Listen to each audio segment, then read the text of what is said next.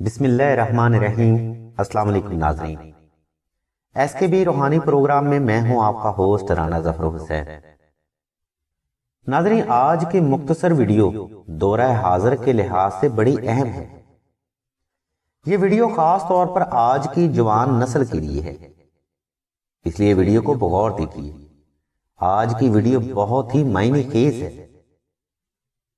آج کی ویڈیو میں ہم کسی بھی فرد کی توجہ خاص حاصل کرنے کے لیے ایک پرسرار روحانی عمل بتا رہے ہیں۔ عمل بتانے سے پہلے اس بات کو یقینی بنا لیں کہ مقصد جائز اور نیک ہو۔ ناجائز مقصد کے لیے یہ عمل ہرگز نہیں کریں، کیونکہ اس سے آپ کا وقت اور پیسہ ہی برباد ہوگا، حاصل کچھ نہ ہوگا۔ توجہ خاص ناظرین، اس عمل سے آپ ہر قسم کی حاصل کر سکتی ہیں، یعنی شوہر کی توجہ خاص، یا کسی دوست کی توجہ خاص، یا کسی مالک کی توجہ خاص، یا کسی رہبر کی توجہ خاص۔ یہ عمل خاص طور پر وہ افراد بھی کر سکتی ہیں جو کسی وجہ سے غلط فہمی یا بدگمانی کی وجہ سے ایک دوسرے کی قربت سے دور ہو گئے۔ اس طاقتور روحانی وظیفہ سے ایسے لوگوں کے درمیان محبت میں بے پناہ اضافہ ہوگا اور ہر قسم کی غلط فہمی جڑ سے ختم ہوگی۔ ناظرین، یہ عمل ان بہن بھائیوں کے لیے بے حد مجرب ہے جو عہد اور وعدہ تو کر لیتے ہیں، مگر جب وعدہ پورا کرنے کا وقت آتا ہے تو بھول جاتے ہیں۔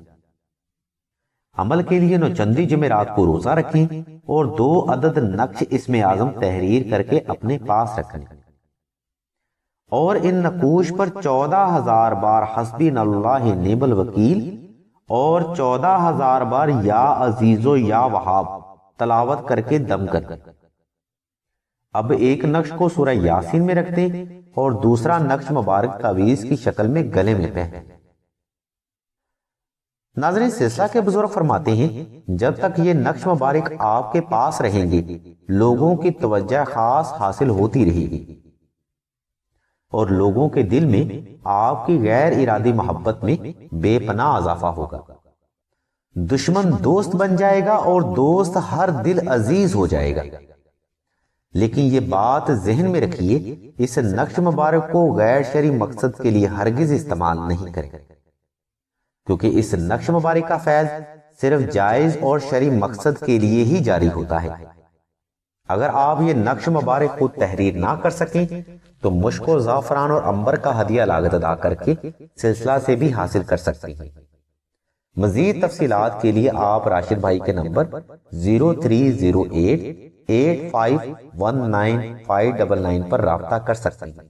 ناظرین، کسی بھی وظیفہ یا عمل کی بنیاد اگر جائز ہو تو وہ کام ضرور ہوتا ہے، اور رہی بات ہدیہ کی تو دین میں ہدیہ لاگت ضرور جائز ہوتا ہے۔